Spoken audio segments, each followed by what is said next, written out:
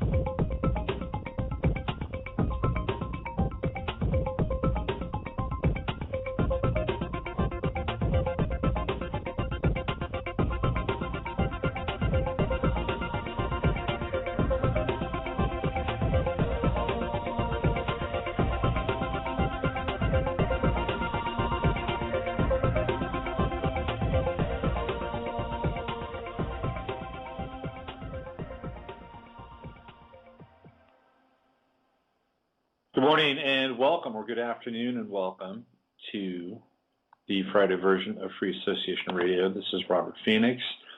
You're tuned in to the Friday Farcast. I'm trying to launch my chat window and having a very difficult time doing that today. I've refreshed a lot of things. So if you're listening and you're having a difficult time getting into chat, I apologize for that. It is a Mercury retrograde, so perhaps this might have something to do with it.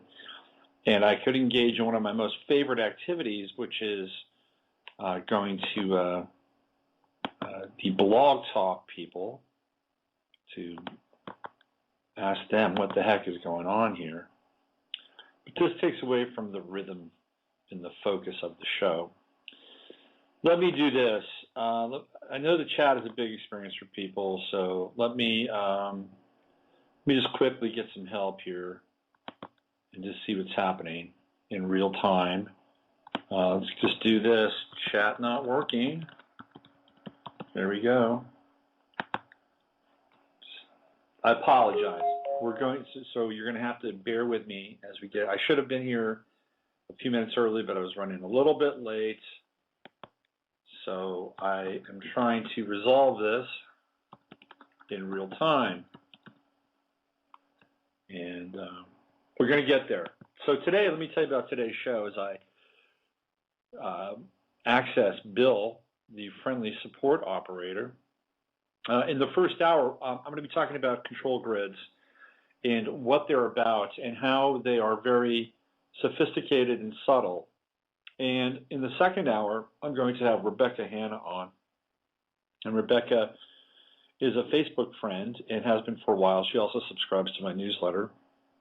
And Rebecca has dedicated her time and energy to telling people about the dangers of smart meters and how they impact not only our health, but will impact and can impact and will impact a number of different areas of our lives. And I had Joshua Hart on the show probably about 2 years ago, and he was from Santa Cruz and doing the Santa Cruz activism, the California activism around smart meters. We learned a lot through him, and they're not going away. They're still here, and people are trying to figure out how to deal with these pernicious beasts that are invading our lives. So we'll get into that in the second hour with Rebecca. We'll get up to date. We'll get the latest info as to what's going on with them. I live in an apartment complex now, and before, when I lived in California, I had a smart meter attached to my wall just outside of my living room. So it was literally just pouring into my living space. And my show, where I did my show, was right on the other side of that smart meter in my office. So that was really tricky. And one day I just said, the hell with it. And in California, you can opt out of the smart meter. You can get the analog meter put back in, which is good. However, just because you have it installed, that doesn't mean that your neighbors have their analog meters installed. And so what happens now is that even though you might be safe, you're caught in a smart meter or digital grid between two other houses or two other buildings or whatever's on the other side of you. So for it to be effective, you need to have people around you unplugged and off the grid. Because the way smart meters work is they have tiny RFID signals. They're like little radio stations inside those smart meters, and they bounce the signal from smart meter to smart meter to smart meter. So it's like a network. That's what happens. Okay, so my good friend Bill over here has just forced open my chat window. Let's find out what happens. Let's see what happens here. And I have a blank screen. So I don't know, blank screen. Let's go blank screen. It's a good thing I have a subtle form of ADD because I can talk to you and work with Bill simultaneously. It's one of my strong points, I think, being able to divert my attention for focused and directed periods of time, although short bursts, obviously. So this is what's going on with smart meters in terms of how they work. So I live in an apartment complex, and there may not be a smart meter right outside my door, but the entire complex could be one giant smart field, and that could be pretty scary, actually. I need to clear my cache and my cookies. Typically, you just press F5. All right, let's try that. Press F5. Press F5. Press F5. This is my. Let's try it again here. Okay, try to launch a new window. Reset this. And need to clear my press. Okay, so pardon me again, boys and girls. I have to go into my browser and I have to empty my cache. Let's empty my cache. There we go. And going into preferences. Let's go into preferences. There we go. And let's clear my cookies. Hold on. I apologize for all this. Appearance, RSS, extensions. Okay, we don't want that. Security, privacy, let's do that. Block cookies. Okay, so what should I do? This is great radio, isn't it?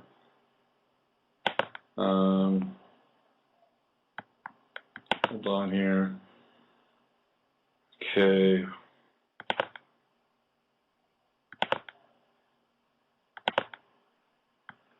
All right, so we are hopefully trying to get this done. I don't know if I really have the time for it right now. So it's not what I want to do.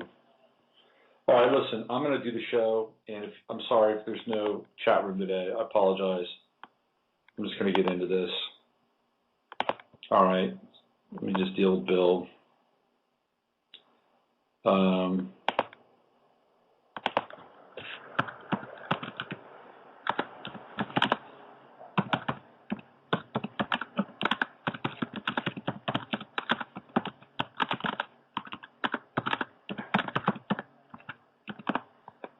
Okay, so there we go. All right, so we're dealing with control grids on a daily basis. And again, I apologize for not having the chat room. open. We're have to roll with it today. So we're dealing with control grids, and they're very, very sophisticated. And one of the things that I was looking at with the latest newsletter, and we're going to kind of get into some esoterica here for just a bit. Some of you are familiar with the Aaron Hernandez case. And if you're not familiar with it, Aaron Hernandez is a pro football player, and he plays for the New England Patriots, and he's just been charged with murder in 5 different counts of violating weapons laws. So Massachusetts does not have a death penalty, so he's looking at life in prison. A little bit of background on Aaron Hernandez. He is from that area. He's from the Bristol, Connecticut area, not far from the home that he currently has in North Attleboro. And we'll get into the name North Attleboro in a moment. So he's actually from the area where ESPN originates its broadcast, ESPN, of course, being owned by Disney. And Aaron Hernandez was going to go to the University of Connecticut. And what's interesting about Aaron Hernandez is that as a figure, he bridges both areas that have been in the news recently within the last year. And I'm talking Sandy Hook, Connecticut, and Boston, i.e. the Boston Marathon. He actually has those geographical locations as part of his personal narrative. He wound up leaving the University of Connecticut and going to the University of Florida, where he consistently got in trouble and graduated his junior year after being named the top tight end. Tight end is a position in football in the country. And he got drafted by the New England Patriots in the 4th round. And this was 3 years ago. He's coming into his 4th professional season. He's only 23 years old. He's going to be 24 in November. He's a Scorpio. Keep that in mind for a second. It's kind of interesting. So he's having his Saturn go across his Pluto, and Pluto and Scorpio is part of that generation. So he got into a hassle, to put it mildly, with a fellow by the name of Odin Lloyd. The name Odin Lloyd is interesting in and of itself, Odin being the Norse god of Valhalla. He is the god of all gods. He's the father of Thor. He's the father of Loki, the trickster, and all the other Norse gods, crucified on the Yggdrasil, the tree of life. That's Odin. We get the hanged man image from Tarot from Odin, who's crucified upside down. And so Lloyd is an interesting name because Lloyd is connected to the name Lud. And Lud is the father of London. Lud is the man who purportedly founded London in 56 BC. And Lud is the son of King Hel, which I thought was pretty interesting when I saw that, King Hel. So Lud is his offspring. So Odin Lloyd, or Odin Lud, is a very symbolic figure, and he's dead now. Now, what's also interesting about the Aaron Hernandez case is that on the 20th of June, Aaron Hernandez took off and went to the stadium, the Patriots Stadium. The Patriots, by the way, were founded on 4/20. Think about that, 4/20. 4/20/1958 was the day that the New England Patriots were founded.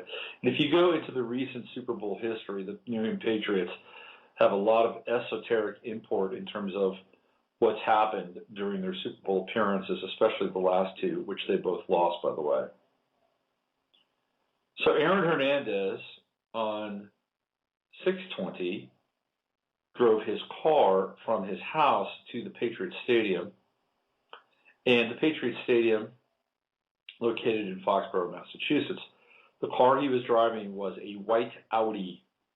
And if you go back 14 years and 3 days, the exact same thing happened with O.J. Simpson in a white Bronco, as he decided to take a little trip from his place in Brentwood called 360 Rockingham. That's the address, 360 Rockingham. And OJ basically made a circle. He got out of his back window and he made a circle and went all the way from his house, out of his house, down the 405, and that's where everybody saw the dramatic chase, and then came back up and around. So OJ did almost a 360-degree loop. Didn't go all the way around, but he did an elliptical coming down out of Rockingham and then around and then back up again. Now, his house is located between Topanga Canyon and Laurel Canyon. Very interesting. Mulholland Drive. He's right there. He's at the nape of all of this.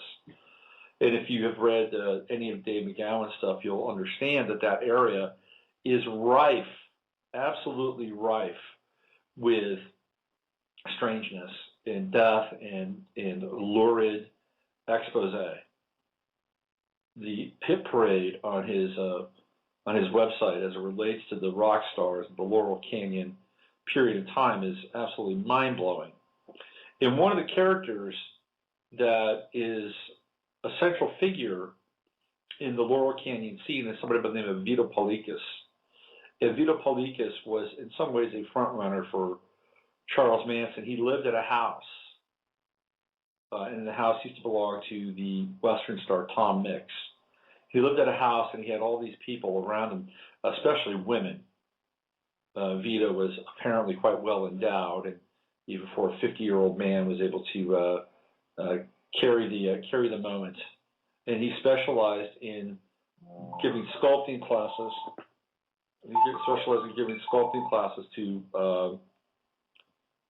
To rich clients. Anyway, one of the things that happened with Vito is that he had this group of women that assembled around him. And the group of women that assembled around him were the GTOs, ultimately in Frank Zappa's female rock group. And then Vito got into some very strange stuff. His son, Godot, died mysteriously at the age of 3. And Pamela DeBear, who was one of the members of the GTOs, said that Godot was high in LSD and fell through the sunlight or the skylight at the house. Lots of strangeness around the Laurel Canyon experience in Vito Polikas. And Vito was actually in a movie called The White Horse Gang. So the White Horse theme is very important. It's a very important theme to understand right now, because on July 3rd, the Lone Ranger is going to debut. It's going to open across this country, in cinemas across this country. And the Lone Ranger, played by Armie Hammer, which is interesting in and of itself, because Armie Hammer is the son of Armand Hammer, grandson of Armand Hammer, and Armand Hammer, of course, being the arms merchant and all-around fixer for the Soviet Union during the Cold War. If you wanted to do business with the Soviet Union, you had to go through Armand Hammer. Very powerful man, and somebody who had a lot of fingers and some bloody pies. So Armie Hammer, his grandson, is the Lone Ranger. I think it's interesting. It's very interesting. Anyway, the Lone Ranger is a symbol of duality. You know, black and white, wears a black mask. You know, rides a white horse, has a white hat. You know, there's all kinds of duality. And then there's duality with him and Tonto as well, Tonto being played by Johnny Depp. But he rides a white horse. If you look at this sequence, starting on the 17th of June in 1994, we're in a very interesting spin. It is a type of control grid. 360 Rockingham, the address itself is fascinating because 360 is the number of degrees in the astrological wheel, 360 degrees. And Rockingham, or the place of the rock, is related to the Chintamani stone or the rock or the Kaaba, which is in Mecca. So there's this very interesting connection between the address itself and the symbolic import of the address. There is also 360 degrees is also apparently a very sophisticated degree of Freemasonry. So you start at the first degree and you go all the way around, and you wind up at the 360th degree. Los Angeles is at the 34th degree, and there's also supposedly a 34th degree of Freemasonry. It's called the Warrior on the Block. What is the block? The block is the rock, Rockingham. And after we had this event with O.J. Simpson going down the 405, I was pretty clear that this was the first horse of the apocalypse, and everything else would unfold as a result of this symbolically. And a lot of that is very true. Now, you have to remember that this is very early stages of Bill Clinton's presidency. NAFTA had just been enacted earlier that year, so that China would then be granted most favored nation trading status, and everything would begin to switch. The United States would be moved from being a country that was based on production, and one based on the service economy.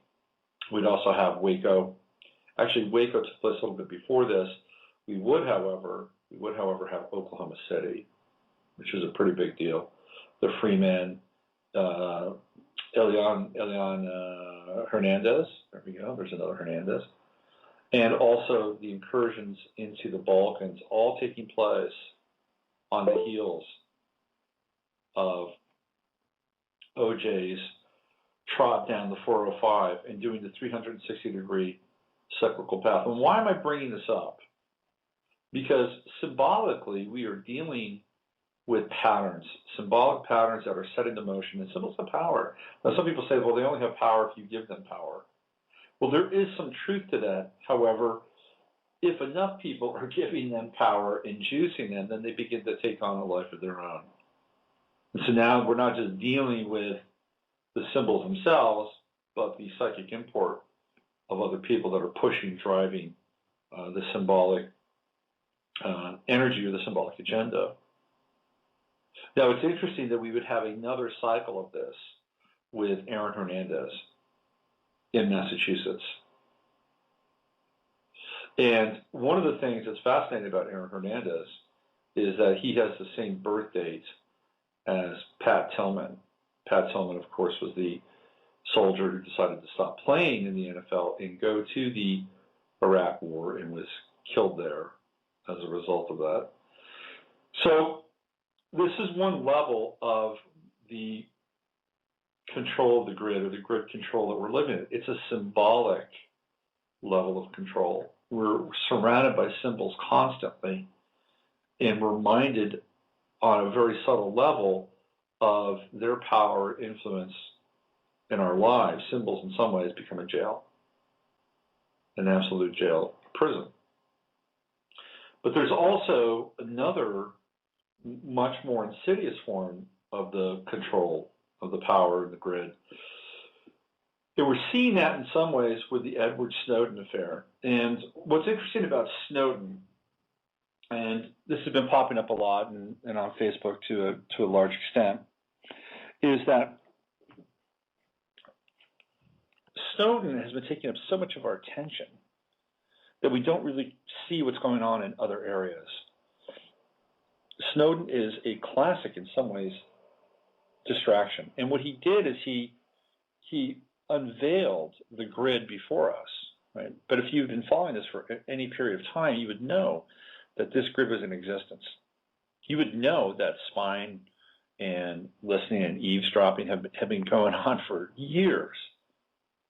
And if you did any kind of digging or research, you would run across somebody by the name of Danny Casolaro and the Promise software, and Octopus, and Echelon, and all that stuff.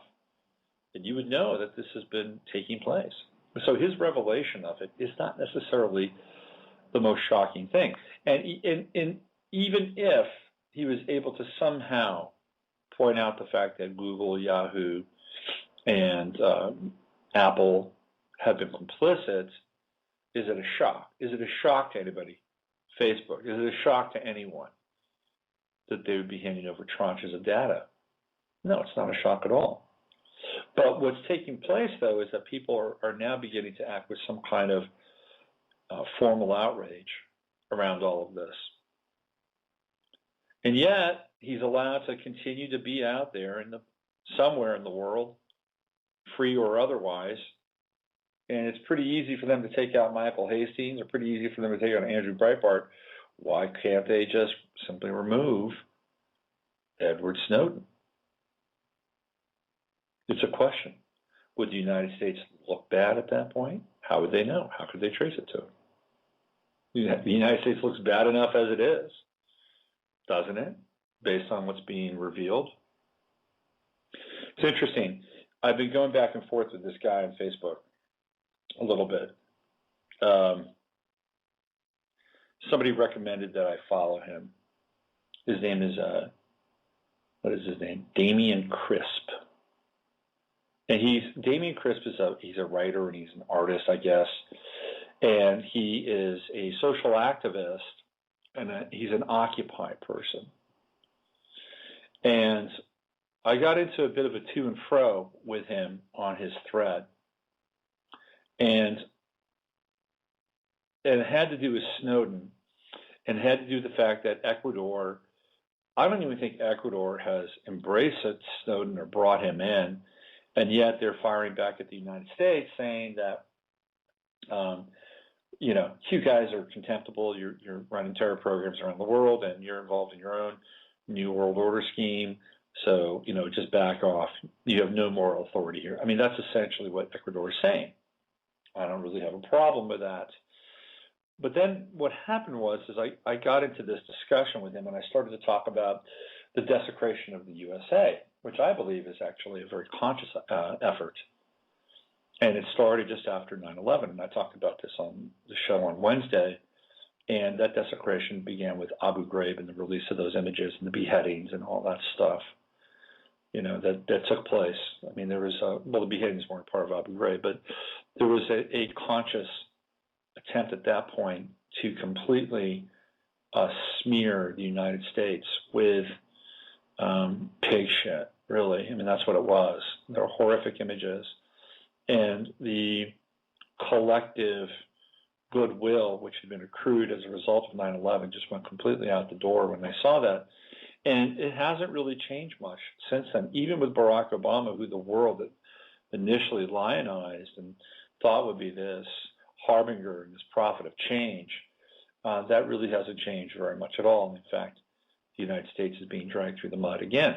So I pointed this out, and I said this was actually a deliberate attempt. And he essentially said, well, good, the United States needs to go down.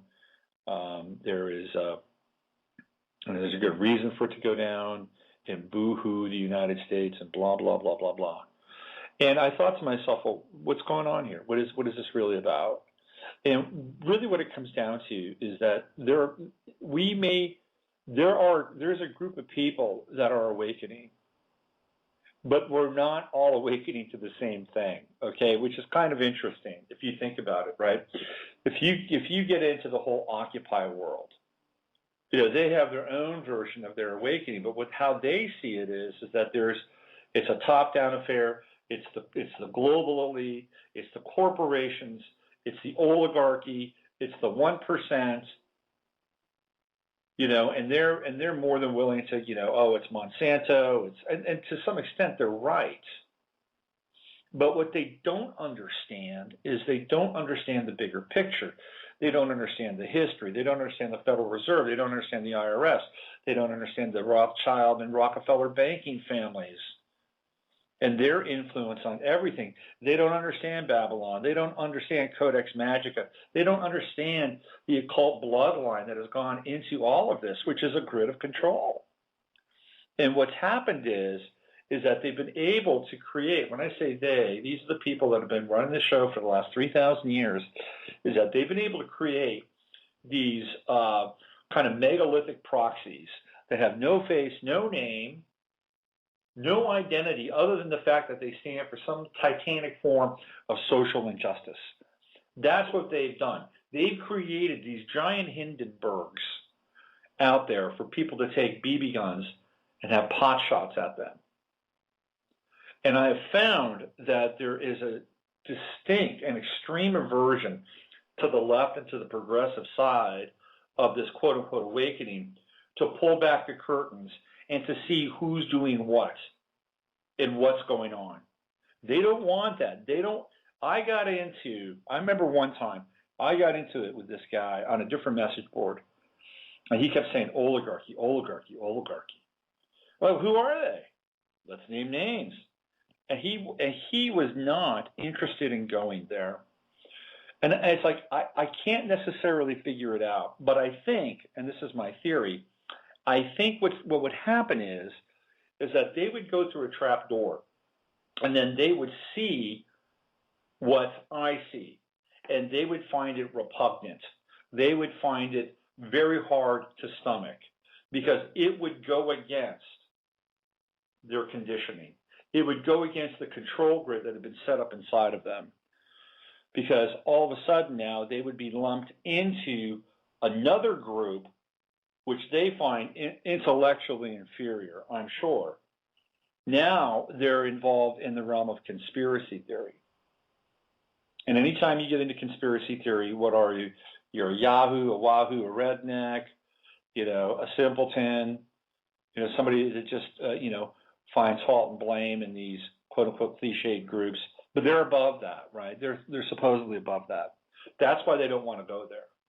But their desire to have change, their desire to fully experience a transformation will be incomplete unless they understand it. Because this is what revolutions are based on. They're based on people having an incomplete understanding of who's doing what and why. Because then what happens is that you get change, but it's not really change. It's just people shuffling the furniture on the Titanic. You want change, you get a revolution. What happens then? You get more oppression.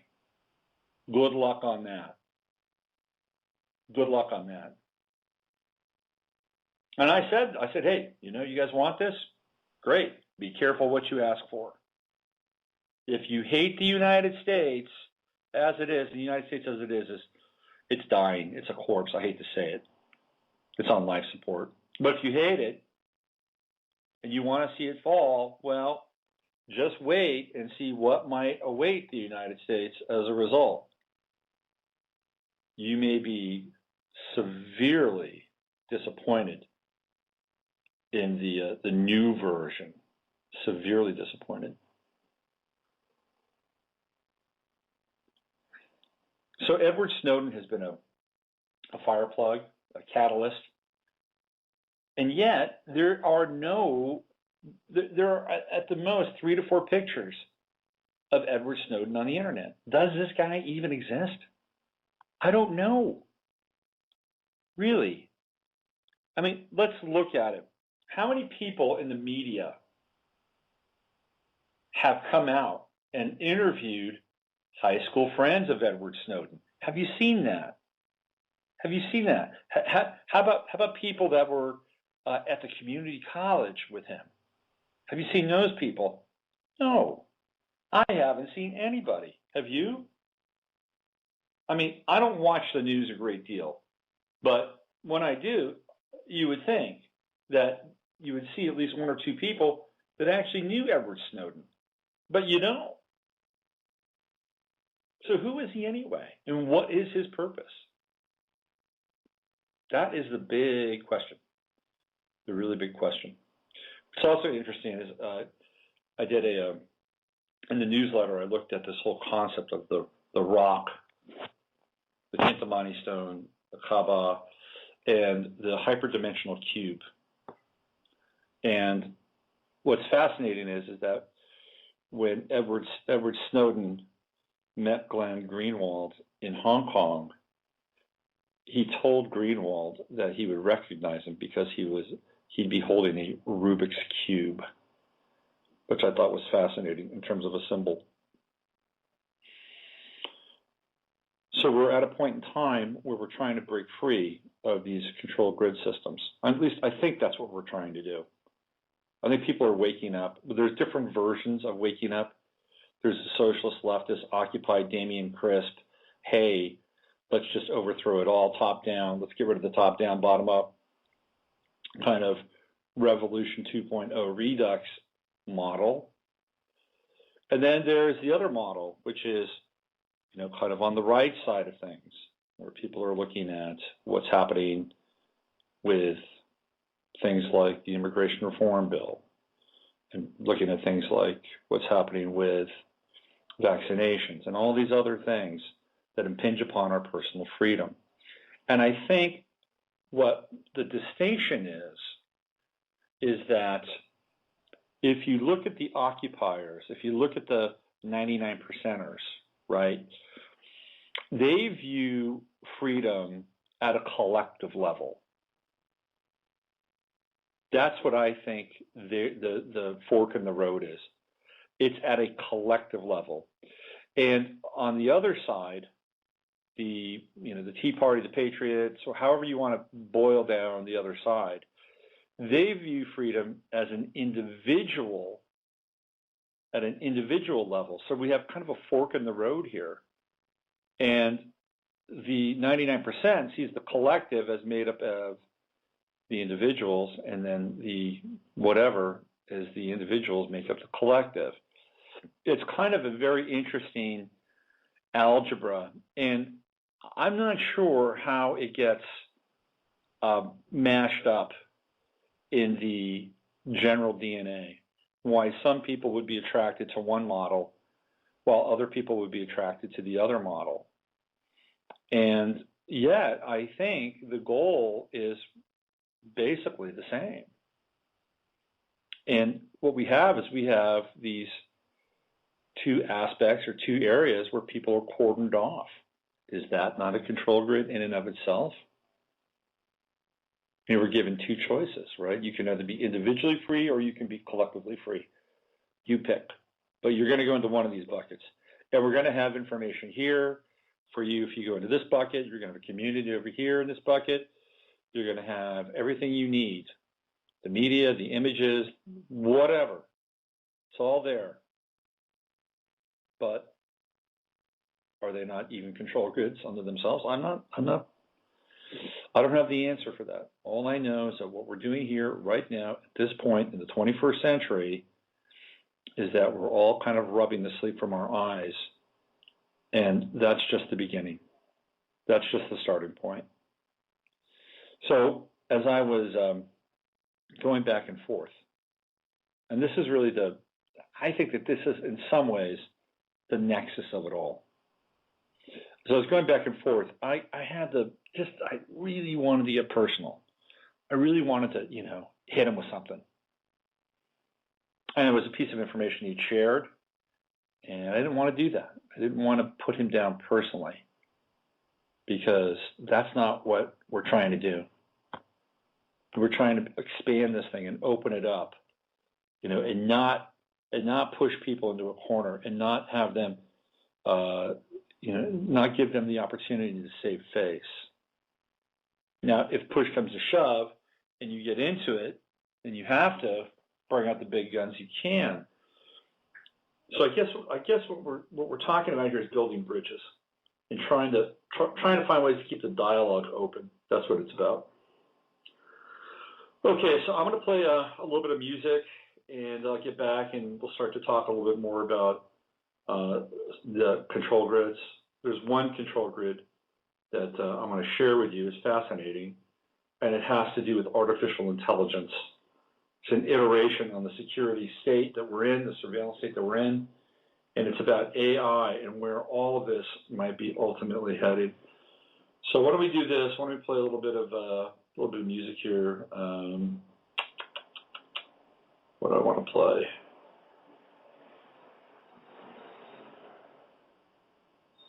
How about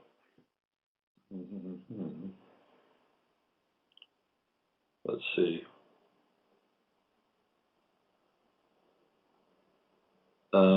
Let's play some Charleuse with my buddy Mark Daniels.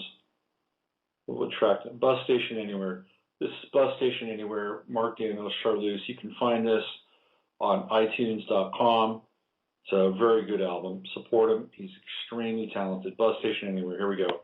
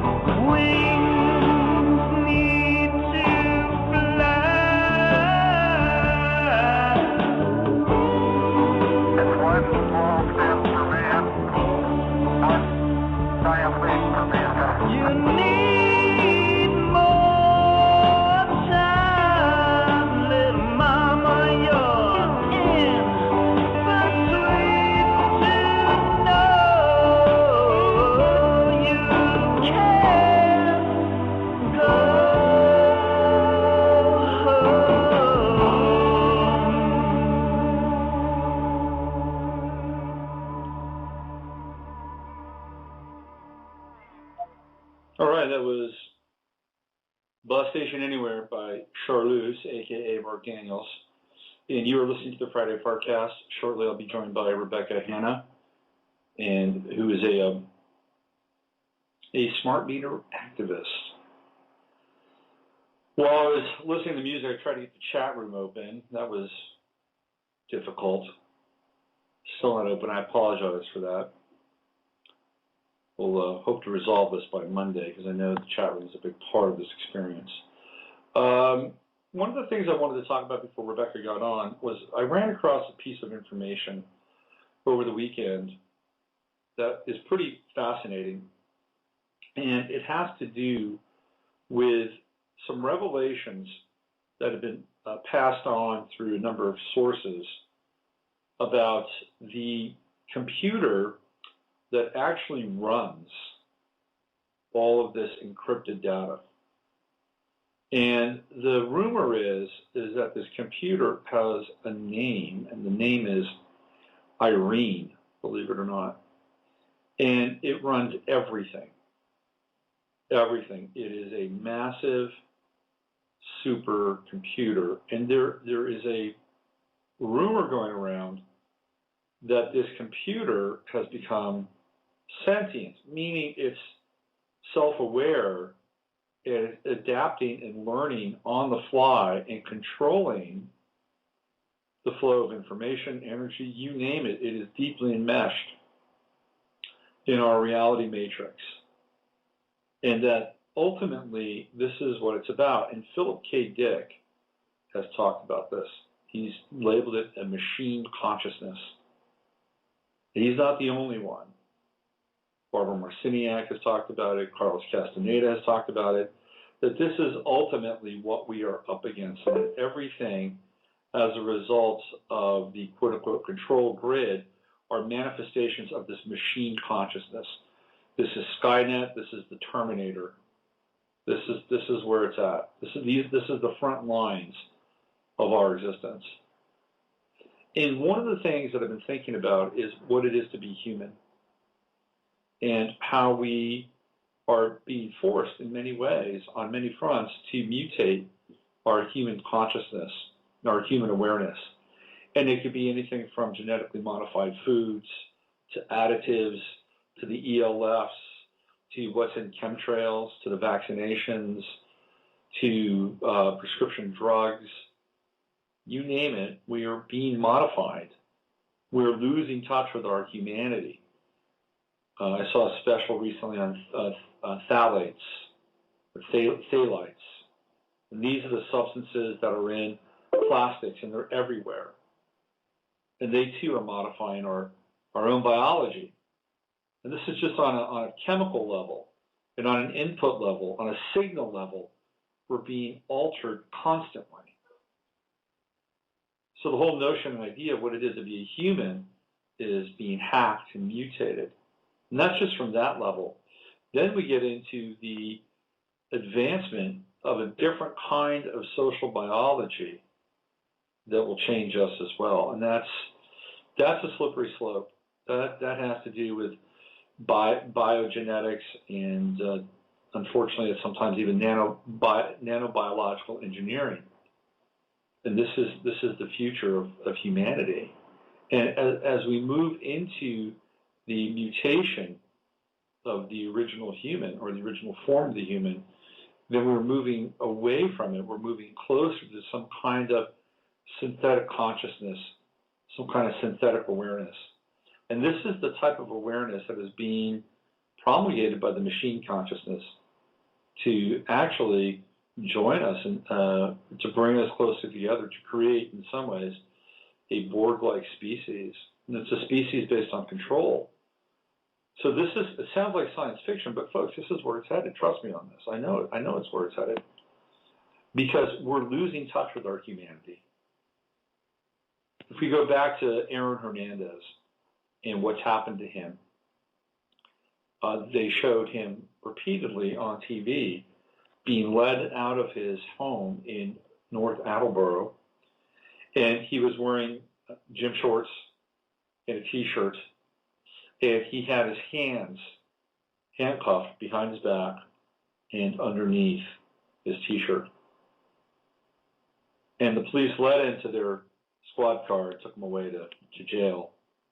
And immediately on Twitter and even on the internet with websites, people were Hernandezing, meaning they were sticking their hands, their arms inside their T-shirts, their arms behind them, and posing for pictures. There were little girls Hernandezing. There were mothers and sons Hernandezing. And to me, this is the epitome of the machine-like consciousness, the Borg-like consciousness that we are being programmed with. This is a control grid, just as much as smart meters are a control grid, just as much as the surveillance society that we're in is a control grid, controls people's behavior. And it does it by showing things over and over again. And why? Why do people mimic this moment, this tragic moment? A life was lost. Maybe more lives were lost. Aaron Hernandez will be behind bars. He's got a kid. There are two sisters involved. This is tragic. You know, I'm not giving Aaron Hernandez a pass, but as far as the human condition goes, it's a tragedy for everybody involved. And yet, there are people mimicking his perp walk, and it becoming a new fad, a new trend, a new craze within days after it took place. Is this because people are trying to distance themselves from the horror, from the from the gross desensitization that's taking place? Is that what's happening? Is that why people are doing this? Are they making fun of something to take the edge off of it? I don't know. But it's disturbing. And it points towards this zombification of consciousness. And that's exactly what's taking place. We're being turned into machines who replicate one another's actions almost instantaneously. There's no way I could have my kid put his arms in his t-shirt, put him behind his back, and stick his picture on Instagram, Hernandezing. There's just no way. I can't even fathom that. And that's where we are, unfortunately. Okay, it is 12:51 here in Austin, Texas. I'll be joined momentarily by Rebecca Hanna. And this is the first time I've ever really spoken to Rebecca outside of Facebook. We've exchanged a lot of information. She's very bright. And I think you're really going to enjoy talking with her and finding out more about smart meters and where we're at. So she'll be on shortly. I'll have a new post up on my website, hopefully, over the course of the next 24 hours. I just finished the newsletter. If you received the newsletter, it should be in your inbox right now. And I'm going to be writing about Jupiter and Cancer. And Jupiter and Cancer is really important. I mean, really important. And I'll tell you why. Because Jupiter and Cancer represents, in some ways, the oasis in the desert. Okay, you're going to have to, at this point in time, you're going to have to really dip in to the emotional and spiritual waters over the course of the next few weeks. Because it feels to me like once we get into August and we get into the extreme, and I mean extremely hot days that are coming our way over the course of the summer, you're going to see record heat. You're already seeing it. It's going to get very intense. Very, very, very intense. And if the middle part of the country doesn't get much water, then we're going to be dealing with, again, drought conditions with corn and wheat, and that could have a very adverse effect in the economy, so pay attention to that. But you've got 3 weeks, roughly, to dip into the emotional and spiritual waters of life. And because it's Cancer, we're dealing with Cancer, it also has to do with the family and your legacy. Cancers are very nostalgic. Oh, by the way, Jay-Z's Magna Carta Holy Grail breaks on July 4th. And I make a connection with that record with O.J. Simpson, believe it or not, and what took place in 1994 in the newsletter. But we have to go deep. We have to touch into our emotions. It's a very important time, extremely important time. Lap it up. You're at an oasis right now. Take it in, drink it up, and go as deep as you can. One of the things that I would advocate over the course of the next few weeks is to not be afraid to tell people you love them. I think it's going to be, for me, it's kind of challenging sometimes, but that's part of my agenda over the course of the next few weeks. Get into it, feel it. Don't be afraid to tell people you love them. What do we have to lose by that? We have nothing to lose and everything to gain. Nothing to lose and everything to gain. And that's part of this grand trine, this grand water trine that is emerging with Saturn and Scorpio, Neptune and Pisces, and Jupiter and Cancer. Okay, so I think Rebecca has just called in here. Let's bring her on. I've been talking for an hour now. I'm sure you want to hear somebody else. All right, so here she is, a smart meter activist and energy warrior, Rebecca Hanna. Robert! Hello, Rebecca. Hey. How are you? I'm good. I'm good. How are you doing? I'm fine. I mean, as fine as I can be. They smart metered my neighborhood on the 30th of March. And So they did it while everyone was at work. well, that's convenient and probably par for the course, right? Oh, yeah. Oh, yeah. In fact, one of our volunteers, I put out an SOS because I was running from house to house telling people who were home, do you understand what's happening? You have a choice, that kind of thing. And I had a volunteer come, and she actually went on the porch with the subcontractors who are just they're not electricians. They're just these young people who need the money.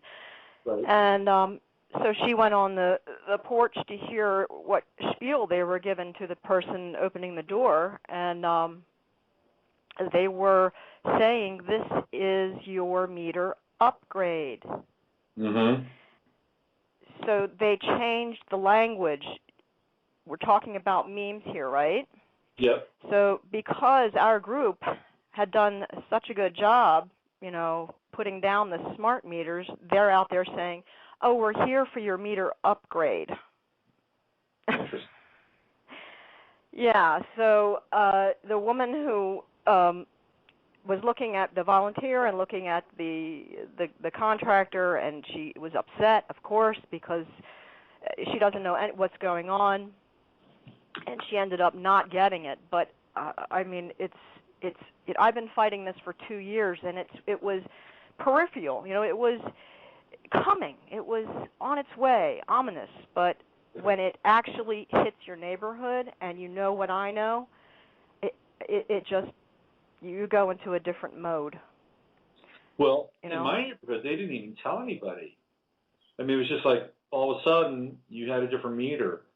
And I remember clearly the first time I decided to look at my meter, and I had just done some research on smart meters, and I walked outside, and sure enough, I have this digital meter, and it's a smart meter. I'm like, oh, man, when did this happen? I was able to have it removed because California had that ruling, but didn't really, I had houses on the left and houses on the right and houses all around, and I was in the midst of a smart meter, field. So what was the reaction like when you went door to door in doing your sidewalk advocacy? What was it like when you talked to people and told them about the dangers of smart meters?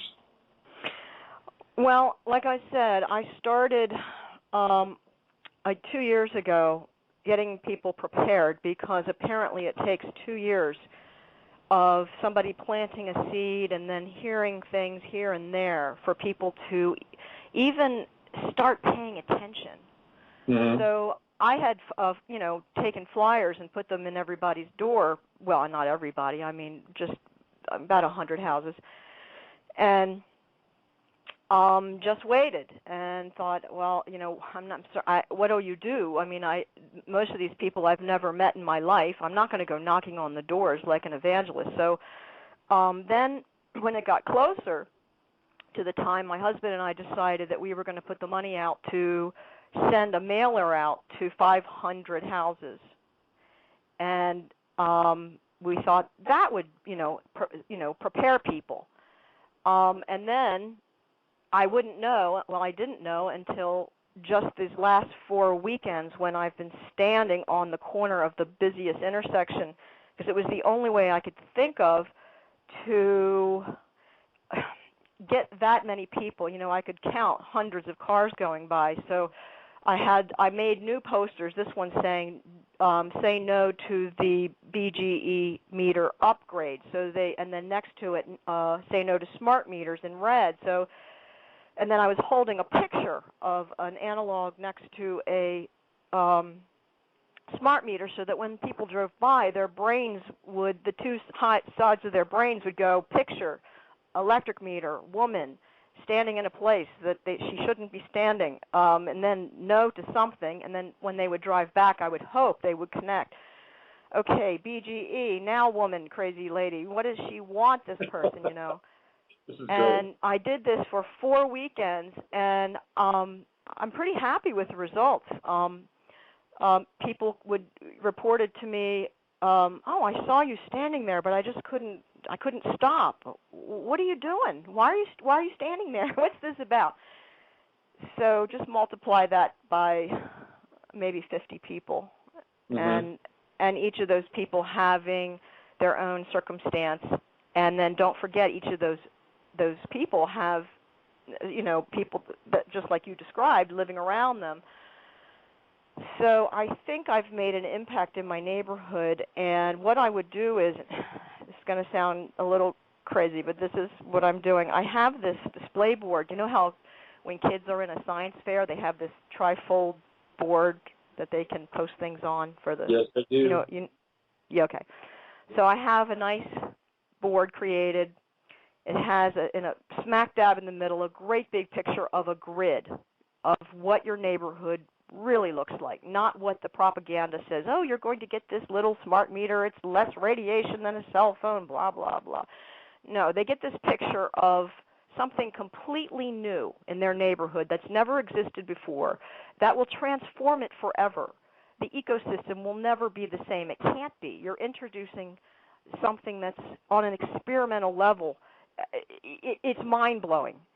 So they see this grid, and then I have pictures of the fires, so that their eyeballs go right to these charred boxes and these flames spewing out of a smart meter, and I'm watching them, follow me, Mm-hmm. and they're just like, oh my God, how do I get out of this? And I said, you just call and have it removed. I said, I fought 2 years to get the choice. Now please use it. So you mean we didn't have a choice? And then somebody will say, are you sure we have the right? I said, well, you're talking to the right person. I guarantee it. And I've got a picture on there of shrubbery that's all burnt up. That's, and these bank of smart meters. Oh, my God. You think one smart meter's bad. If you are the unlucky inhabitant behind a bank of smart meters in some kind of multi-dwelling building, apartment, whatever, it's like a death sentence.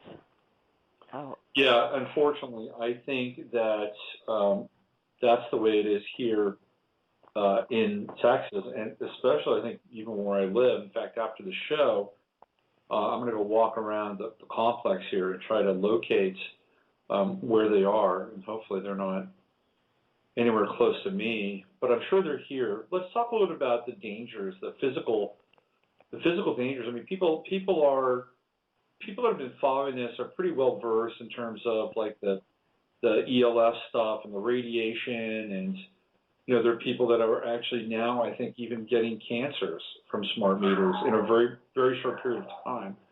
But but a lot of people are not aware of the fact that these things explode. Oh, yeah. And are flammable.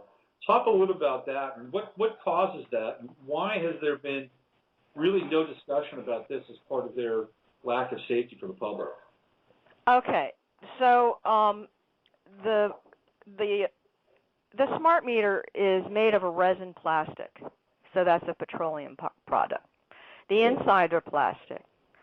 The surge protection is built into the circuit board, and it tends to overheat. Plus, they are exchanging the meters, the analog for the smart meter, under load. Sometimes the box that your meter is in has been in there for 40 years. So I can't speak like somebody who really knows what they're talking about can speak. I'm kind of parroting what the engineers talk about when I hear them talk. But apparently, that because there is almost no surge protection, you have this overheating, and then you have a flammable, a source of fuel right there. And when we had the fire hearing here in Maryland, which was a dog and pony show to just basically cover what was happening in Pennsylvania. They had so many fires in Pennsylvania, they had to change the brand of smart meter. Wow. So at our hearing, I was not allowed to speak, and I have party status. and so we protested outside the building. We were gagged, and there were no experts at that hearing, but this is what the utility said to the judges, and this was only a quasi, hearing. No one was under oath, so they could just lie. And they said, well, during these heat events, what is happening is during installation, the residents' old wiring is the culprit because it can't take the surge or whatever. I can't speak like an electrician, but right. This is what's happening, is that you have a fuel source and overheating and old wiring, and also, let me read this from the California brochure. This is a quote from the Ontario Fire Marshal. We encountered an unusual amount of fire incidences involving smart meters. Prior to any proper investigation, the utility company had removed and replaced the meters from the affected areas. New meters may have defects that cause electrical failures, or they may be caused by careless installation during changeover. So I can't do more than that. They're blaming the process, and they're blaming the quote-unquote antiquated infrastructure for the fire of the smart meters, and not the smart meters themselves. Right. I mean, the cover-up is just it's unbelievable. When you see these pictures, in fact, you can just go ahead at any point and do a search using images and put in there smart meter fires, and you'll have basically what I have on my poster, because that's where we gleaned these photographs from. You'll just see a whole series of melted, oozing plastic and charred holes in people's homes, and then some of these, incredibly dramatic kind of explosive flames coming out of people's homes, and yet the rest of the house hasn't caught fire. So does look like it started there. Right. Well, this totally blows my mind. I mean, don't these people have any conscience whatsoever? I mean, are they so robotic? Are they so, just absolutely soulless that they just look the other way, take the money, and just put their pedal to the metal on this stuff? I mean, this has got to be the most infuriating part of your work. I mean, I'm sure you just want to take your hands and wrap them around these people's necks and shake them up and say, what happened to your humanity? Right. And in fact, I have to be careful about what I say. All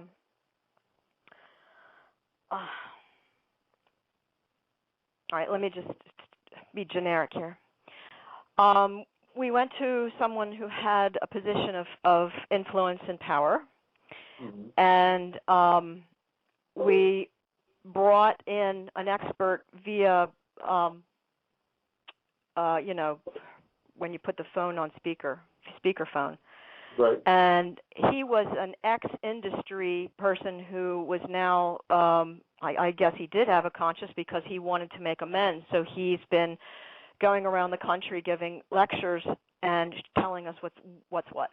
So we had him on the phone, plus we had all of our binders with all of our good documentation.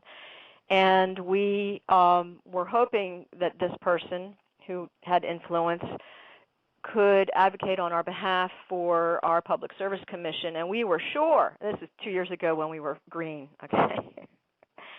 We were so sure that after our presentation, this person was just going to say, wow, you guys have really done your homework.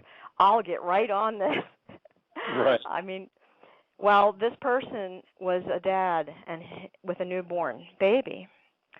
And our board consists of 3 women, and our president is a male. So when we were very near the end of our presentation, the 3 of us, the 3 women, started saying, so, how old is your baby? And are you going to get a smart meter? And just kind of needling him Right. and kind of trying to see if there was anybody in there.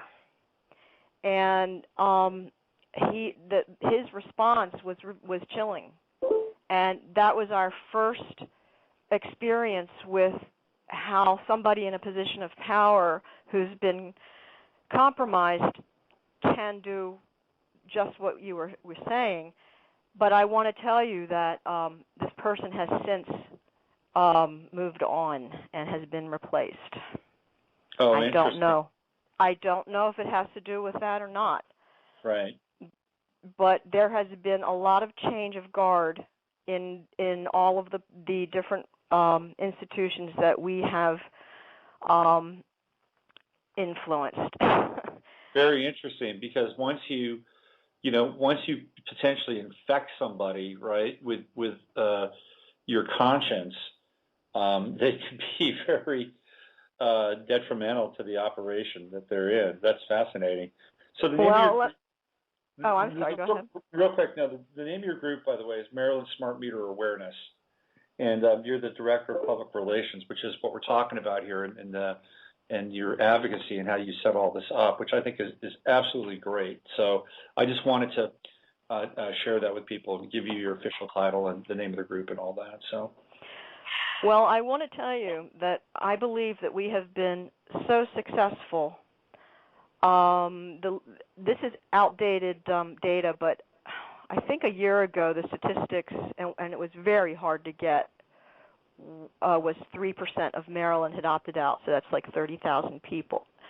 Well, I know for a fact that it has to have at least doubled by now. They will not release the numbers. But this is what's happening now with people in my county who are calling. Now, these are strangers. These are not friends. These are not people who, already know me. I'm getting calls like this. Hello, is this, Rebecca Hanna, Smart Meter Maris? Yes, this is me. And they say, oh, well, I want to tell you what's going on. I just tried to opt out, and the operator told me that I probably wouldn't want to because I'm going to be charged $200 up front and as much as $75 extra a month.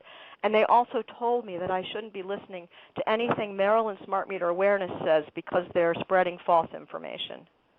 So this is the utility phone person, operator, telling these people. Right. I mean, can you connect the dots? I mean, they wouldn't do that unless our job was accomplishing something. You know what I'm saying?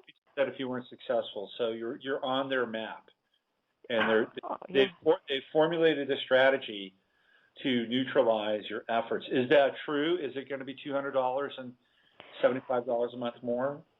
They have just now, because I have party status at our Public Service Commission in this case. I have to get all of the memos that come across, and there's a proposal. See, they shouldn't be talking about something that's in the negotiation stage, but yes. I'm trying to locate where I put that so I could be accurate. I've got things strewn all over the place in case you ask me these questions. Here it is. This is unbelievable. Okay, so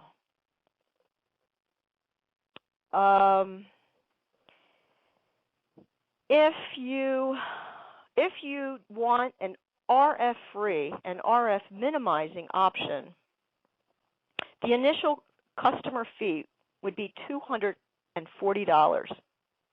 For RF-free, customers would then need to pay a monthly fee ranging from an estimate $24 to $46 a month. In addition, customers who choose the RF-free option must provide a dedicated phone line, adding approximately $30 more to the total cost of this option. For RF minimizing, the monthly customer fee would range from an estimated $44 to $70, depending on customer participation levels and the technology requirements to support them. So they have this on their site now, and it is the reason it's a deterrent. They're trying to get people to be scared into receiving a smart meter. It's extortion is what it is.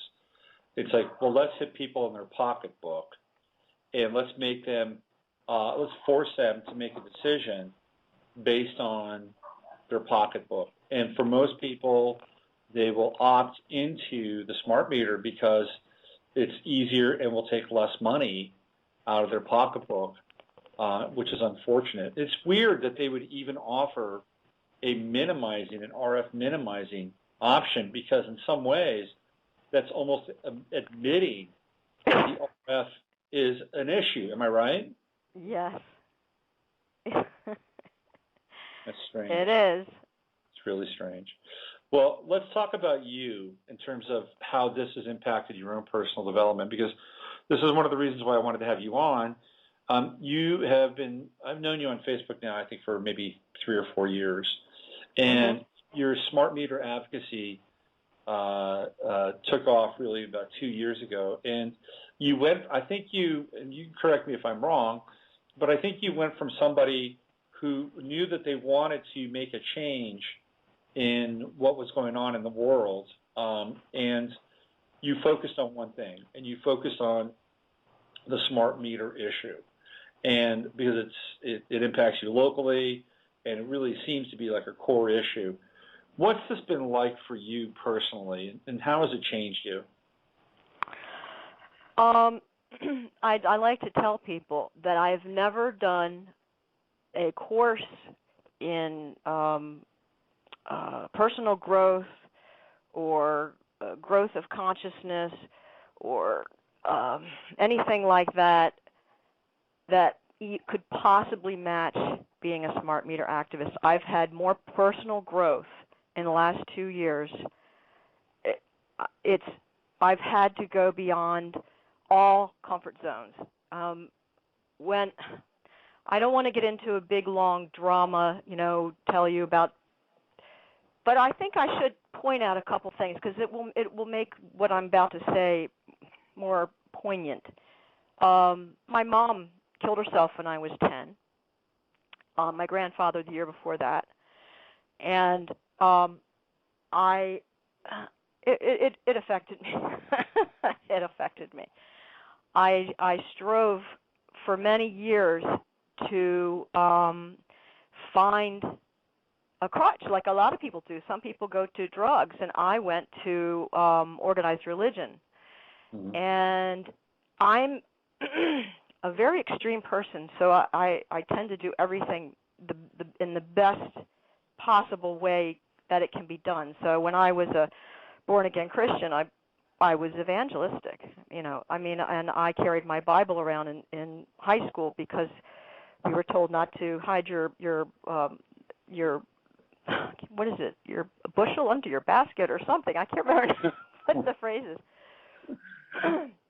But then when I went to art school, I went to Maryland Institute College of Art, and I was introduced to other worldviews, and I immediately saw that what I'd gotten myself into was kind of an addiction, no different than my friends who were doing some of the harder drugs.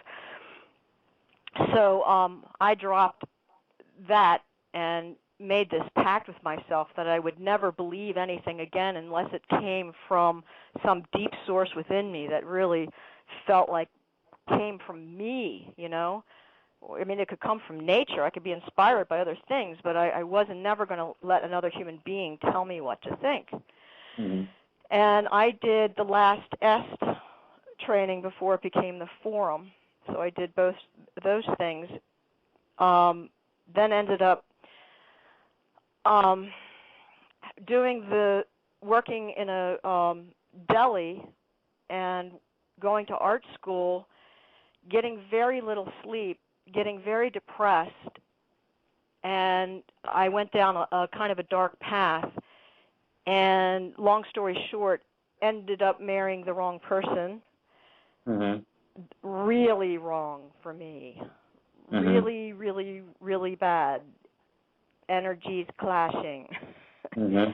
And we had children that I do not regret. My children, I love my children. I have a 23-year-old and a 26-year-old, and they're both brilliant and wonderful, and I don't regret any of that. But here's what happened. I allowed myself to become clinically depressed, and I developed some phobias from that relationship, some serious phobias. I had a very hard time just walking in a mall, in an open space in a mall, without feeling like it was an incredible feeling of being vulnerable. I couldn't say my name in a group without crying. I mean, Wow. I allowed myself to become damaged, extremely damaged. Like I said, I don't want to get deeply into my big long story, but so now this is interesting. So I then, husband number 2, my current husband, completely different experience. We have both grown a lot together, and when I was nearing 40, which is more than 10 years ago, I told him that on my bucket list I wanted to do psilocybin. And there was an underground study at Johns Hopkins, and I qualified for it. Oh, wow. Yeah, because, well, there's so much more to say. I'm going to be creating blanks as I talk.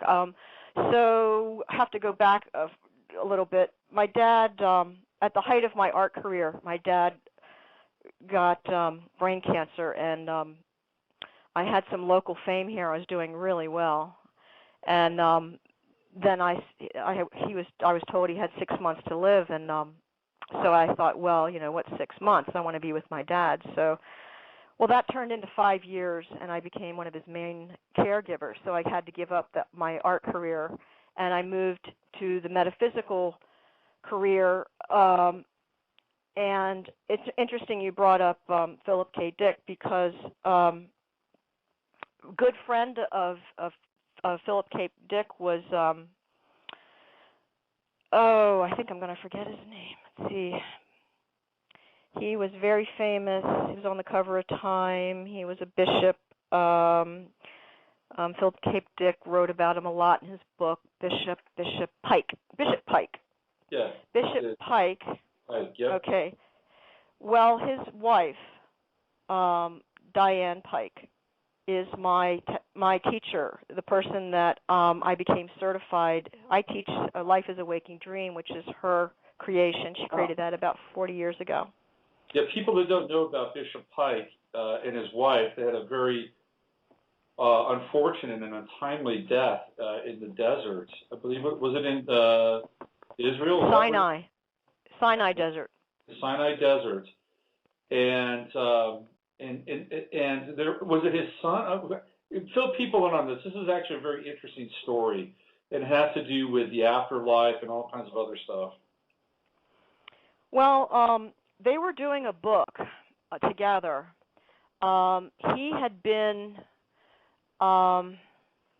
is it disrobed? What's the term? He was in a heresy trial. Yeah. His name is James Pike. James Pike, by the way. Pardon? His name is James Pike, right? James, that's right. Thank you. Yep. It's been a while since I've thought about all this.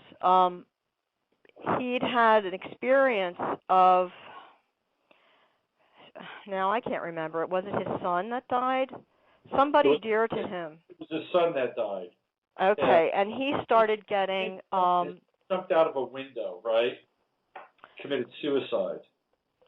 I can't remember their circumstances, but the important thing is that he started getting communications from his son from the other side, and he was married to Diane at the time, I believe, and they did a book regarding that. I haven't read that book, but they wanted to go and retrace the steps of Jesus or something along those lines. So they took this trip to the Sinai Desert, and again, it's been a while. I have so much information in my head, it's hard to retain everything. They had car problems in the middle of the desert, and my teacher, she's changed her name now to, it's a spiritual name, Mary Amney, so I keep wanting to say Mary Amney. Diane went for help. He was starting to have some kind of maybe heart palpitations or something. Right. And so she went off and left him there by the car, hoping she could find help, and she didn't. She didn't find help in time, and Right. he's buried there. His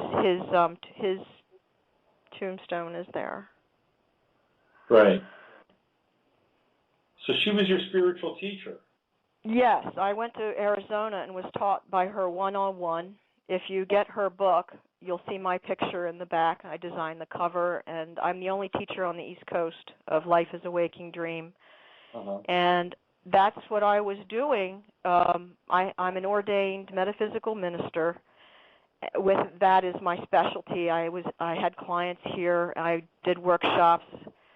I think I was pretty good at what I did because I believed in the method, and it was my path, is my path. Life is a waking dream.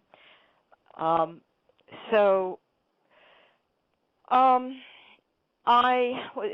was involved with that whole network of people who are into consciousness and just practical sharing of knowledge regarding, GMOs and pesticides and all the things that, we need to be educated about, or we'll just be polluting ourselves as we're trying to, grow in consciousness. So I have special water, and I have, I went on a raw diet for a while, and I have an organic garden, and I have an amazing juicer, and, all that.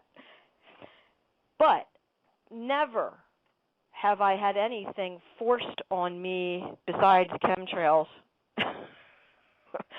that I couldn't boycott or just say no to or shield or detox from, or and then I'm finding out that there's these things in California called smart meters, and that people are having problems not just with the EMFs and the radio frequency, but with interference issues. There's interference issues with medical devices and pacemakers and that kind of thing. And I was like, wow, I hope that never comes to Maryland. And then very shortly after that, I realized it was coming to Maryland and that nobody had ever heard of them. And I realized that I was sitting on some information, and this was something that I absolutely would not have on my home. I used to say to people, there's only one thing I'll go to jail for, and that's I will refuse an RFID chip under my skin. I'll go to jail. I will not allow that, So with the smart meter, I really don't want to go to jail. Right. So I thought I better do this now before it got to that stage. I wanted to be proactive before it got to the point where there was no turning back. Mm-hmm. So I went online, searched for Maryland and smart meter, advocacy, activists, all kinds of words, and could only find one group. And they only had 3 people in the group. So I went to their meeting, and now we are the board. Myself and those other 3 people are the board of Maryland Smart Meter Awareness. And our story of how we got to where we are now is pretty incredible. It took me going to my husband and saying, I really don't want a smart meter on my house or have one of these grids in my neighborhood, and I'm ready to devote my whole life to it. And he said, all right, you go for it. I'll be the one that makes the money, and you have my blessing. Go for it.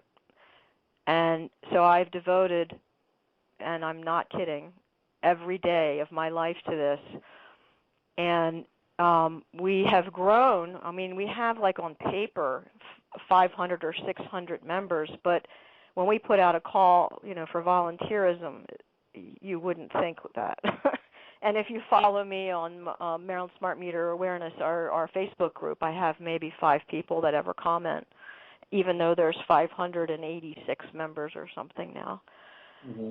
So it's, but we do it. It's just one of those things. It's what's the thing in the Field of Dreams? Build it and they will come. It's just, I signed up for 3 major fairs without anybody committing to helping me, and asked for money from our kitty, from our funds. You know, we're a nonprofit, so we get donations. And I said, can I use some of that money for a canopy? I want to start doing fairs.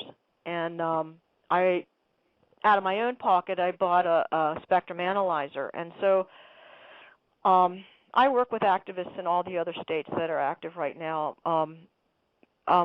You wouldn't believe it. If you could come here and watch one of my days, I may talk to people from 5 different states. It's incredible.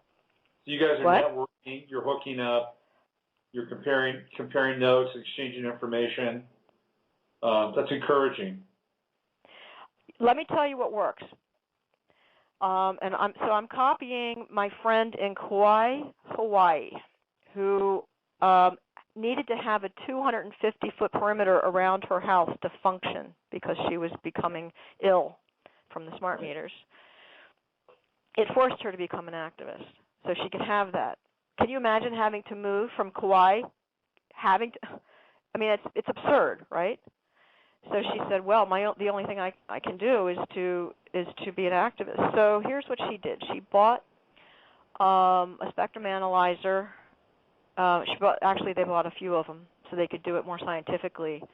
And they started going around their neighborhood and to businesses and having smart meter parties. You know, it's not really a party, but and having people bring their cell phones so that they could show them something that was invisible before and say, this is how much, you know, RF is being emitted from your cell phone, and you have a choice about your cell phone. Here's how much is coming from the smart meter, and that's all it took.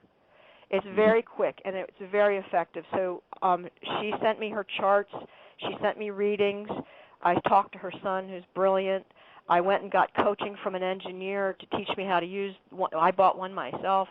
And so I went to my first fair.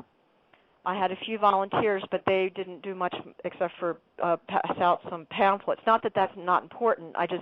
I mean, we don't often have people who can speak. They just don't know what to say, but they can hand out brochures. So from like 9 to 5, I had a constant line at something called EcoFest in Baltimore City, because I put out this poster that said free cell phone emission reading. And boy, did people want it. It worked like a charm. So it was just this, you know, I did the reading. We had a form. We showed them on that form what that level of radiation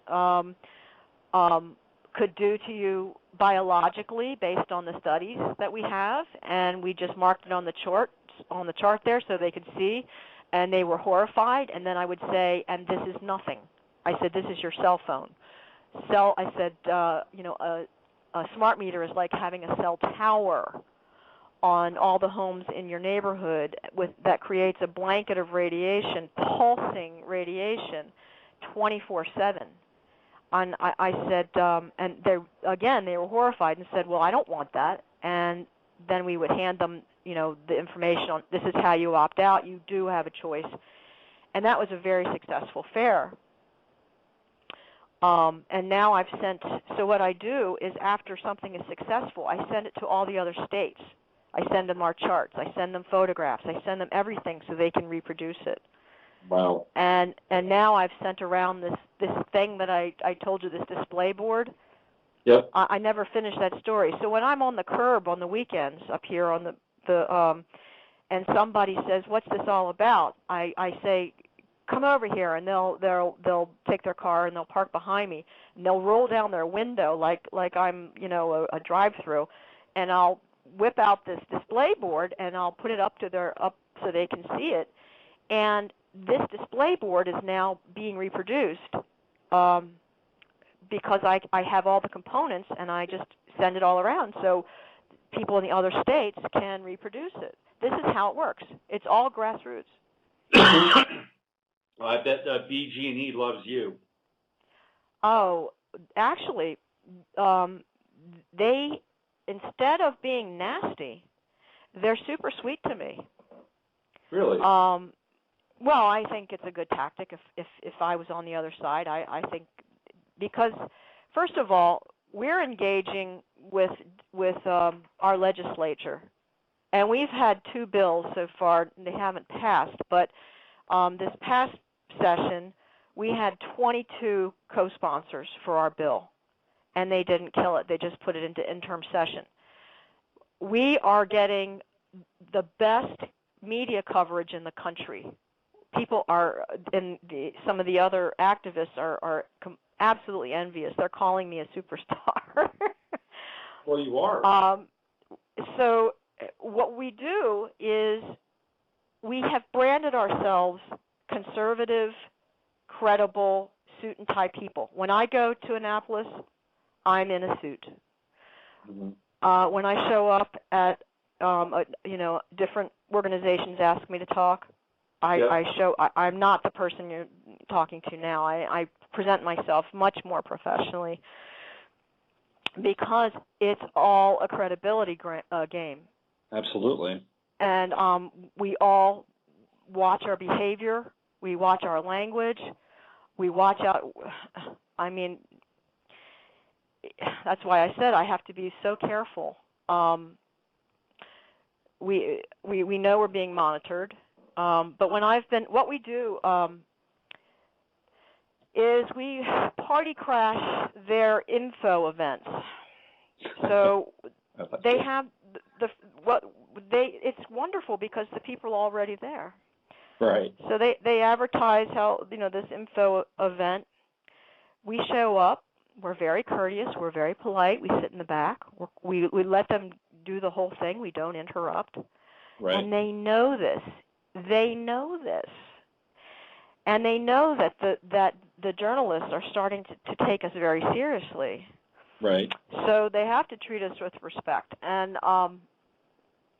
afterwards, there was one snowy night this winter, but I went anyway because it was an opportunity. Even if 5 people show up, it's still, you have to multiply that by all those people. Each of those people has their own network, right? So it's not 5 people. It's you have to think bigger than that. So put on my snow boots, went to this event, and there were about 5 people, but there was a reporter, and they did their little stupid movie, bunch of lies. It's incredible. It's very difficult. It gives me a stomach ache to sit there and watch them lie like that and just be quiet. And then they handed out their stuff, and one of our girls said, "May we please hand out ours as well?" She said it pretty much just like that. What can they say? These are in public places. So we gave a brochure to each of the people, and some of them talked to us, and the reporter talked to me, and then they left, and it was just me and the utility people. Mm. And I went to each. They had tables set up, so there was a cluster, 2 clusters. They had their uniforms on, and they had one of the executives there. And at that point, there was nobody from the public. It was a really interesting situation. Right. So I just went to both. I got to speak to everyone in that room, and I just went. I had on snow boots. I looked. I had on jeans, and I just looked like a mom. I didn't. And I just went up to them, and I said, "Do you guys have any idea what is happening behind the scenes?" I said, "Do you understand that my house is now like a crisis center? Do you know how many people are actually being affected and their pets, kitty cats and puppies? And I just kind of get to their, is there anybody home in there? Hello? Do you have children? And I could say whatever I wanted because I couldn't affect their presentation at that point. Right. And they were really affected. I mean, they were there. You could see them swallowing. You know, all the body language when you were getting Sure. to somebody. Yeah. And I just kept digging. And then the one guy said, well, but the smart meter, I said, don't you go there. I was just on fire. I was just like a mama bear. Right. And I had all my stuff with me, and I started reading about all the bannings that are going on in Europe, the Wi-Fi retreat in Europe. Right. And the executive was speechless. He said, what? I said, yeah. There are elementary schools in other countries that will not have Wi-Fi. And his hand came out and took my brochure. It was the other brochure that we hand out that has the European facts on it. And he was stunned. And I got to those people. I really did. In fact, one woman, I actually walked her into a corner. This is a different event. And I said, have you read the Bioinitiative report? And she crossed her arms and she just shook her head like a little girl. She was like, no. And I was like, you need to do your homework, you know. And see, this is how you have to realize that these front people you can get to them, and if they're interfacing with the public, then that's what I need to do. Mm-hmm. But we're doing all of it. It's comprehensive. I mean, we're going to every point of entry we possibly can. We just talked to a minister who's in charge of 80 churches in the city. Mm-hmm. And we went to a luncheon and gave a presentation, and he said, you have come to the right place. Wow. Apparently they're very organized. That's good. That's really, well, churches have always been a major network, for sure. And it's a very, politically, they've always played a huge role in being able to convince a lot of people to vote along a certain line or support a certain candidate based upon their belief. Let's talk a little bit about Agenda 21, because I think that smart meters are the sort of the cornerstone in some ways of Agenda 21. Because with Agenda 21 in the Sachem and Pachem cities, in the quote-unquote eco or green zones that are being plotted out, it's the smart meters that are going to control everything within those centers. So if in some ways we can put the brakes on the whole smart meter development, we're also derailing Agenda 21 just a little bit as well. Bingo. That's the other reason why I've held on so long, because this is interesting as well. The group that I'm with, some of the members are incredibly conservative people who would not be the kind of people that would listen to your show. Let me put it to you that way. Have no idea what's going on, still get vaccinations, still vote, still, But participate. They'll agree on the smart meter thing. They agree, but here's the interesting thing. I could not use certain words until for a while. Yep. I couldn't use the word Agenda 21. And honestly, we still don't use it when we're giving a public talk. It's not part of our brand right now, if you know what I mean. And nor it should be, to be honest with you, because it muddies the waters and it opens you up in some ways as being some kind of conspiracy kook, right? And if you just stick to the facts, if you just stick to the science, it becomes much more impactful. So I think you're totally on it. But for as far as you and I go, in terms of how we can see this, I see it as being part of a larger piece. But I also see it as you being very, very strategic and very on point with keeping the discussion and the conversation solely about what it does to the human body and health. Right. And then we can talk about bees. There you go, bees. And one of the problems is that and I do mean all. I'm not being, I'm not exaggerating. It seems like all of the big environmental organizations that people already trust know their logos. They've been co-opted. Totally. Except for the there's an exception. The San Francisco Sierra Club is not. The chapter of the San Francisco Sierra Club. Okay, they have not taken the Kool-Aid, so they're on board with us. But can you believe that these environmental groups are actually an obstacle for us? I believe they are telling people that the smart grid is going to prevent us from building more power plants. Mm-hmm. It's not true. Well, it's not true.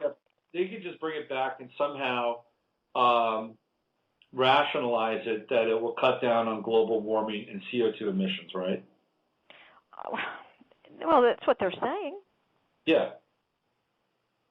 Yeah, it's not true. It's not true, but it's convenient language and allows them to take an ecological stance while not supporting you, right? Mhm. Yeah. So, because we've approached them at Eco, I didn't personally. One of the volunteers went to, because they were set up. Sierra Club was set up at Eco Fest, and one of our volunteers tried to get through to one of their main people, and he had that smirk, that, I know you know what I mean, that smirk on his face where I'm not really listening to you. You can talk and I can watch your lips move, but I'm not. None of this is getting in. And he just kept saying, "Look, we really don't need more, of these power plants being built, and that's why we're not on board. The smart grid is the ticket." And we're like, "No, it's not the solution." And we tried to tell him there's nothing green about it. Right. What is green about losing? First of all, having an experiment where you're not quite sure how much of the ecosystem will be changed. But what we do know, not only anecdotally, but from some of the biologists in the field, is that it's affecting the sentinel species first, which are your little tree frogs and your peepers and your songbirds and bats. And your bees. Yeah. And we just got a report from our University of Maryland beekeeper department. I think there was something like a 40% drop in the bee population here, which is staggering. It's unbelievable. And I've noticed in my garden a change already. Right. And I've been taking an informal poll. Everybody I meet, have you noticed many bees this year? No. So something's going on. Well, ultimately, I think what Monsanto wants to do, right, is they want the bee population to die because they want to be completely in control of all food growth. Mm-hmm. And you have single season grows, and it would all be this kind of hybridized fruit or vegetable that doesn't need any kind of pollination. Mm-hmm. Just be either cloned or whatever it is that they're going to do, and that's how they'll avert a hunger crisis on the planet. But they'll be in control of it, and knocking out the honeybee population would be a good start towards that end. So, yeah. Well, this is amazing stuff, Rebecca. I had no idea that you were so deeply involved in this in a way that you were impacting other states and other groups and other organizations. And I think that you are to be totally commended on the work that you're doing, not just to defeat smart meters, but also in showing people how to organize and how to present. And I just want people to avail themselves of your resources. So to that end, where can they find you? Well, any of the websites that you put up there are going to lead to me. Take Back Your Power, if you go under their directory, their worldwide directory, go to United States, go to Maryland, and you see Rebecca Hanna. Or go straight to Maryland Smart Meter Awareness under Contact. Or join my Facebook group, Maryland Smart Meter Awareness Facebook group, or friend me, Rebecca Hanna, Facebook. I mean, I'm very easy to find. Well, that's all a great step, and moving in a direction where they can contact you and tap into some of your resources, not just along with smart meters, but again, like I said, strategy. Your strategy is brilliant. And when you were talking about coming to these events in suits and really, kind of towing the line and being respectful and all that stuff, I couldn't help but like flashback on Saul Alinsky and Rules for Radicals. And for people who don't know who Saul Alinsky is, he is the father of community organizing in the United States in the 20th century, and he learned at the elbow of Al Capone. He was a criminologist and spent a lot of time with Al Capone, not just to understand the mind of a sociopath, but also how gangs can get people to do things and to organize and to get people to move in and out of a community. And so he learned from one of the masters. But one of the things that Alinsky was quite clear about was that if he was going to have any kind of impact in terms of getting people to do things and to turn their minds around, was that he was going to have to do it from within, which meant that everybody was going to have to look the part. You couldn't be a radical. You couldn't have long hair. You couldn't wear ragged clothes. You had to wear a suit and tie.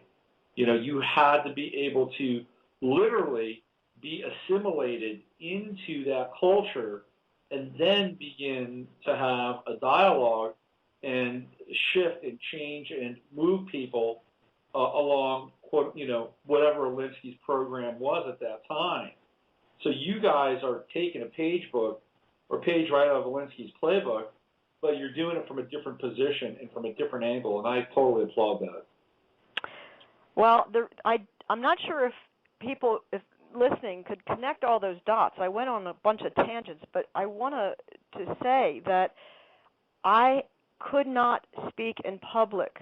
I could not say my name without crying. I couldn't go to a grocery store and count change in front of the woman because my math wasn't so good. I'm not very good doing it in my head, and so I would just, whatever change they gave me, if there was any question about it, I would be so embarrassed. My heart would race. I mean, I had horrible public phobia. And what happened is when I became ordained and then I was certified to teach this course, I had to overcome these phobias so that I could teach my course in public. And if I hadn't done that, I would never be able to do what I've done today, because I've had to testify in front of people of power in Maryland, the most powerful people in Maryland. And when I got party status at the Public Service Commission, I was called to come up front to the VIP section in my suit. I had practiced my speech over and over and over and over and over so that it could be professionally given, because believe me, I'm no good at just spontaneous talking. My brain just freezes. So they called my name. I went up there and I gave my speech right in front of the judge, and the entire place stood up and applauded me, and he banged his thing on the table. Everybody sit down. Oh, wow. That is awesome. It was like a Brockovich moment, an Aaron Brockovich moment, and people, they wanted a copy of my speech. People asked me if I was a lawyer. I mean, it was just one of those moments of, look, I really did it. I mean, people have no idea how phobic I was, and that's what I'm saying. When you ask the question, what has this meant to you? And I don't know if you'd expected me to say it, but, well, I've had the most personal growth of anything I've ever done in my life. So. Well, I think it's an amazing story, and it speaks to the heart of spiritual activism, which is really what you're engaged in, and being able to really tap into sort of the roots and the core of your being, and have it being tested and forged in some very intense environments. And you're a Scorpio, so I know that you kind of thrive on the intensity, but that doesn't mean that other people can't do it in their own way. And I think one of the reasons why I wanted to have you on was to find out more about smart meters, and more about you, but I had no idea how profound this has been for you. So I really want to thank you for coming on here and sharing it with me and all of us, and giving us all a sense of optimism, not just that you can make an impact in the world around you, but something like this can actually change your life in a very big way. So really, really much respect, and thanks for coming on. Thank you, Robert. Thanks for having me. Okay. Well, listen, let's have you back on again. Keep me abreast of anything that is significant. So if you've got an announcement you want to make, or you want to get the word out, or there's something important that you want to share with people, don't hesitate to reach out to me. Even if I have you on for 5, 10, 15 minutes, it doesn't matter. Consider this a conduit for the work that you're doing, okay? Well, I do. Can I say one more thing? Absolutely. There's a movie. That's why I put the link on up there on your site for you. Take Back Your Power is a movie, and it's made by an independent filmmaker, and it's going to be released soon. I'm not sure how we're going to get it out, but it's a real movie. It's not just some kind of YouTube. And once it gets out there, it's going to cause major waves in awareness. It's a brilliant movie. It's called Take Back Your Power, and if anybody else out there, has money and they feel like donating it, yes, please send some our way to Maryland Smart Meter Awareness. But I recommend just helping this guy get this movie out, because you know how powerful movies are. Yeah. And I want to promote the movie. Good. Well, let's talk offline. Let's find out who he is. Let's bring him on the show, and let's promote the movie too. Okay. All right? All right. Thank you.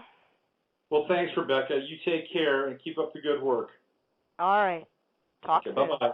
Bye. That's Rebecca Hanna, the Director of Public Relations for Maryland Smart Meter Awareness. And all the links are on the show page. You can go there and click in and check them out. That was a really inspiring hour of tapping in with somebody.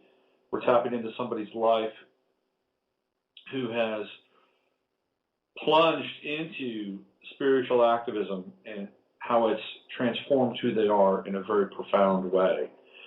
And that path is open to just about any of us. And if we're going to make a stand on the planet for our organic about who we are and what we're supposed to be doing here, I think we're all going to have to do it to the best of our ability and to some degree. Okay, well, thank you for listening. This is Robert Phoenix. You've been listening to the Friday Farcast, and I'll be back on Monday, and a whole series of shows next week leading up to the 4th of July, the birthday of the United States of America, home of the brave, land of the free. Until then, use your head to discern what's real, your heart to stay open to what's possible. Here's Philip K. Dick. We are living in a computer-programmed reality, and the only clue we have to it is when some variable is changed and some alteration in our reality occurs. We would have the overwhelming impression that we were reliving the present, déjà vu, perhaps in precisely the same way, hearing the same words, saying the same words. I submit that these impressions are valid and significant, and I will even say this: such an impression is a clue that at some past time point a variable was changed, reprogrammed as it were, and that because of this an alternative world branched off.